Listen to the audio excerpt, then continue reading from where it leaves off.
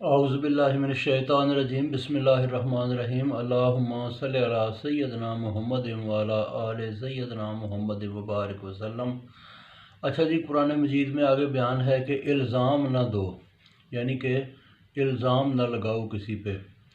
یہ 30واں سپارہ 29واں رکوع، اور اس کے بیچ میں جو ہے نا وہ حقیقت یہ سامنے آتی ہے کہ دیکھیں، الزام ایک طرح کا جھوٹ ہے۔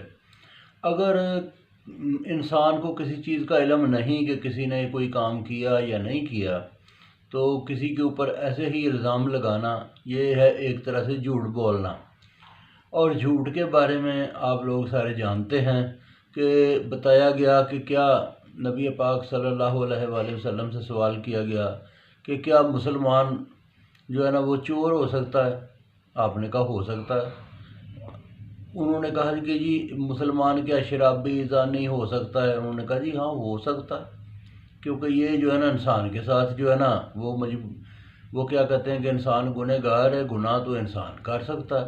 انہوں نے کہا مسلمان کیا جو ہے نا جھوٹا ہو سکتا ہے؟ تو انہوں نے کہا نہیں، مسلمان جھوٹا نہیں ہو سکتا۔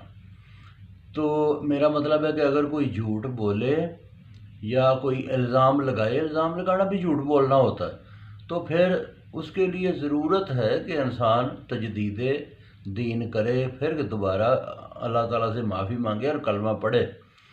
تو الزام لگانے سے دیکھا ہے کہ بہت بڑے بڑے نقصانات ہو جاتے ہیں، خاص طور پہ جب کوئی افواہیں پھیلتی ہیں نا تو لوگ وہ الزام کے تحت ہی پھیلتی ہیں کہ فلاں نے یہ کیا، جھوٹ بولنا دائیں بائیں کسی کے اوپر کوئی، تاکہ وہ کسی طرح سے اس انسان کا کوئی نقصان ہو جائے۔ تو اس سے بہت جو ہے نا معاشرے میں بگاڑ پیدا ہوتا ہے، اس لیے الزامات لگانے سے بچنا چاہیے۔ اللہ تعالیٰ ہمیں معاف کرے اور ہمیں الزام تراشی سے بچنے کی توفیق عطا فرمائے۔ باقی پھر سناؤں گا جی، بہت شکریہ۔